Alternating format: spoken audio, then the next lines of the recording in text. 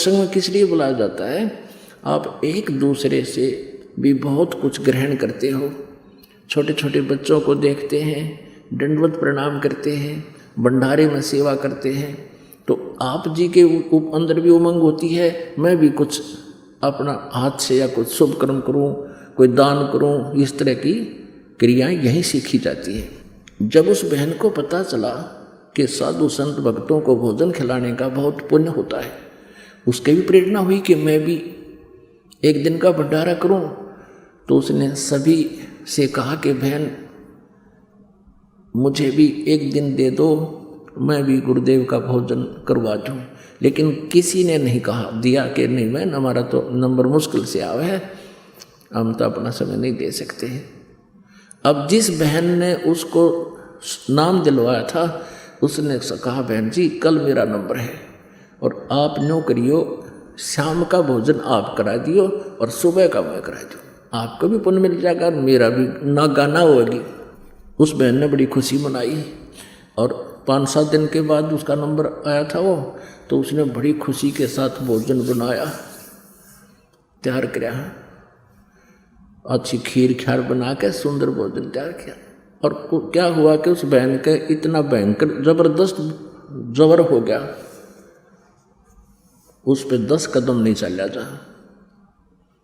अब उस बहन ने सोची कि भगवान देख मेरी किसी माड़ी किस्मत, आज मुश्किल से तो नंबर मिला और शाम का समय हो गया और सभी बहन चली गई होंगी। अब मैं और ये भोजन क्योंकि मेरा जिम्मा ला रखी औरों ने बनाया नहीं होगा और गुरुदेव आज भूखे सोएंगे, मैं जा नहीं सकती।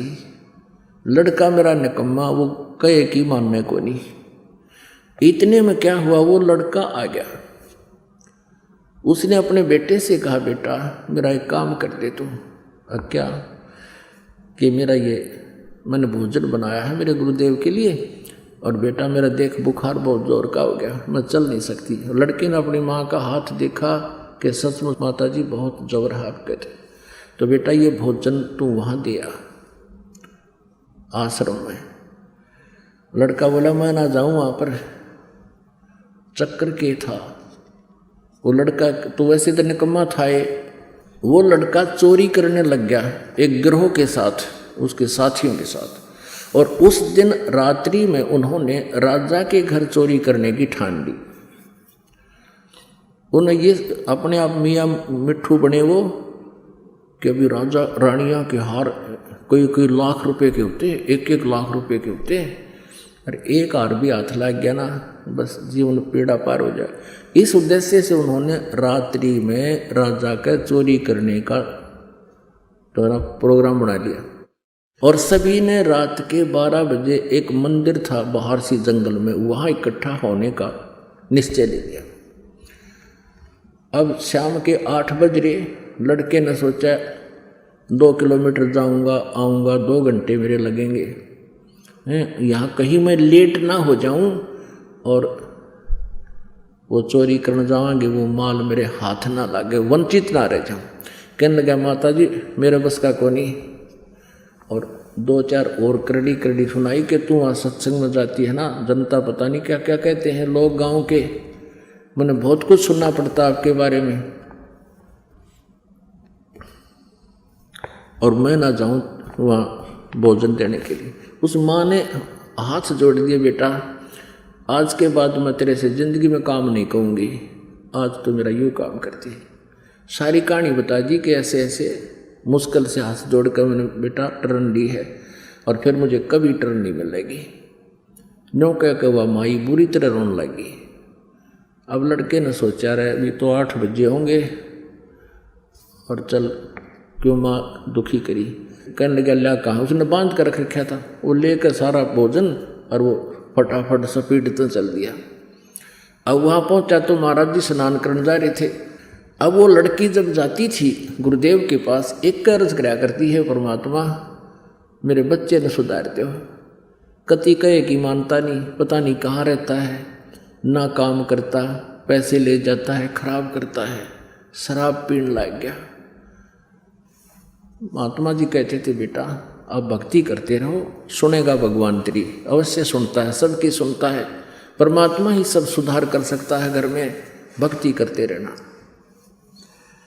अब जब वो लड़का देखा आश्रम में और भोजन लेकर आया है और कह रहा कि मेरी माँ को बुखार हो गया, मैं भोजन ले आया हूँ गुरुजी को, बहुत गुरुजी कहाँ हैं? तो सब ने गुरुजी से जाके बताया, गुरुजी उस रामू का लड़का आ रहा है और आपने बड़ी सुनी, वह तो बहुत दुखी थी इससे और आज तो आपका भोजन लेकर आया है। अब महाराज जी नहा का आकर बैठा खाने के लिए। उसने महाराज जी ने सोचा कि ले थोड़ी देर इस बच्चे को कुछ ज्ञान दे दूं, आया है तो थोड़ी बहुत बात बता दूं, कुछ असर और पड़ेगा इसके। अब महात्मा जी कहने लगे, बेटा भगवान की भक्ति करनी चाहिए, मनुष्य जीवन बार बार नहीं मिलता। तो कहने लगा, बाबा जी रोटी खा जल्दी, मैंने देर हो है, मैं तेरी शिक्षा सुनना आया। महात्मा ने सोची, वह सचमुच नारायण कम्मा डांगर है। तो महाराज जी ने भोजन खा लिया और ठाक वो बर्तन फटाफट, और उसने तो बहुत जल्दी स्पीड खींच दी। उसने तो 12 बजे का समय दिखा, रानियां के हार दिखे थे। रास्ते में उसका कांटा लग गया पैर में और वो किक्कर की बबूल की सूल ऐसी लगी, टूट गई अंदर ही। अगला कदम रखा नहीं गया उस पर। घर पर पहुंचा तो लंग करता हुआ कहीं कहीं पैर टेक रहा है और आकर वो बर्तन पटक कर मारे अपनी माँ के पास कि गया था तेरे सत्संग में, तेरे गुरुजी के दर्शन करे, आज मेरा कांटा लग गया, आज तने जान दूँ निकल और ना मैं कदे जाऊँ हैं, और तू तो ऐसी बात बनाया करती, मेरे गुरुजी ऐसे हैं ऐसे हैं। अब उस माई ने सोचा, हे भगवान देख मेरे किसी खोटे कर्म, हे परमात्मा इसका कांटा आज लगना था, अब यूँ ना मुझे जाने दे और ना आप जावे। देख किसी बात बिगड़ी, अपना सब्र करा, चल मालिक तेरी रजा, जो आप करोगे वही आपकी रजा से होगा, मेरी के पार बसा। जैसा भी दुखी सुखी होकर उस बच्चे से कहा, बेटा अब तो सुबह कांटा निकलवाएंगे। जैसा देसी ट्रीटमेंट हुआ करता, तेल चाल लगा के कोई गरम गरम बांध दिया रात में, और वो पड़ा पड़ा अपनी माँ को भूंडी अच्छी कह रहा है, तने मेरा नाश कर दिया, आज पास कतई नहीं जाऊं, और वह बैठी बैठी रो रही है। अब क्या हुआ, उनके साथियों ने आध घंटा उसकी इंतजार करी, जाकर राजा के चोरी करने लगे, वो पकड़ लिए। राजा का चोरी करना बड़का खेल था, वो पकड़ लिए। तो महामंत्रियों ने सलाह दी राजा को कि हे भगवान, ये इतने खूंखार अपराधी जब राजा को भी नहीं बख्शते, आम नागरिक को क्या समझेंगे, इनको कड़ी से कड़ी सजा दी जाए। राजा ने कह दिया, कल शाम को 4 बजे, वो रात में पकड़े थे, आज शाम को 4 बजे इनको सूली चढ़ा दो, सूली पर तोड़ दो। सूली होती थी पहले, एक चक्री सी होती थी, जैसे चाकी का पार्ट हुआ अगर लकड़ का, उसके नीचे से एक बहुत लंबा सरिया आर पार कर देते थे और उसको एंड पर खड़ा कर देते थे, वो चक्री को ऐसे, और इसके ऊपर उस व्यक्ति को बांध देते थे। और उसको बांधने के बाद नीचे से एक स्प्रिंग किल्ली से निकाल देते थे, वो अपने आप उस वजन में नीचे आता था। वो आदमी के, व्यक्ति के जिसको सजा दी जाती उसके नीचे से आर पार और सिर में के निकल जाती थी, वो तड़प तड़प के भुगत भुगत कर मरता था, ऐसी सजा देते।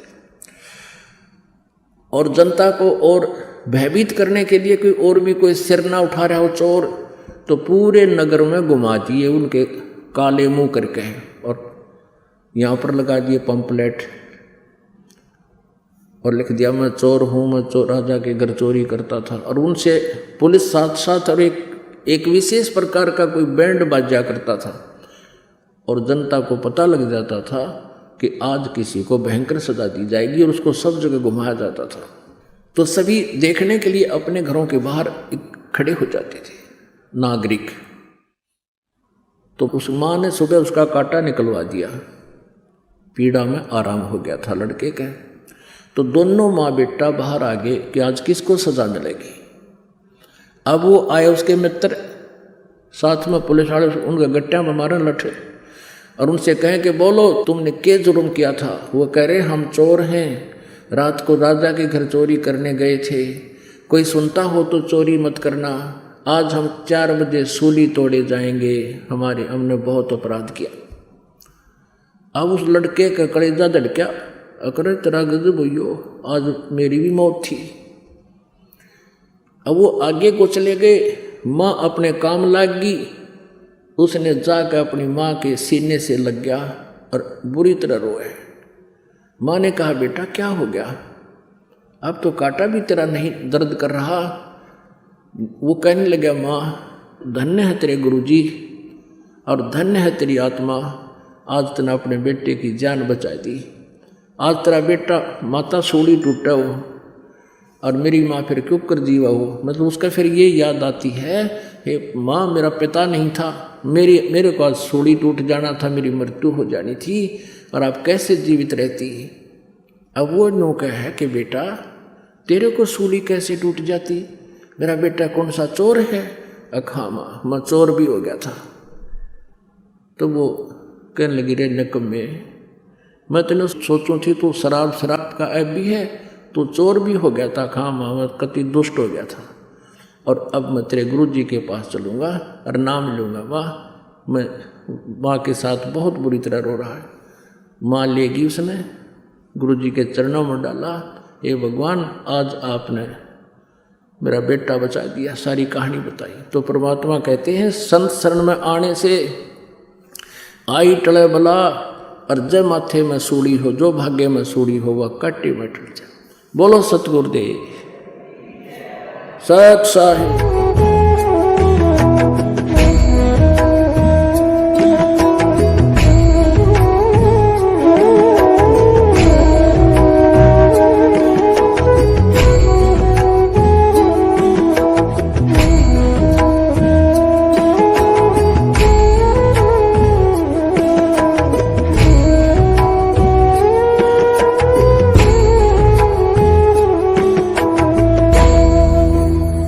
Subscribe now and press the bell icon. Never miss an update.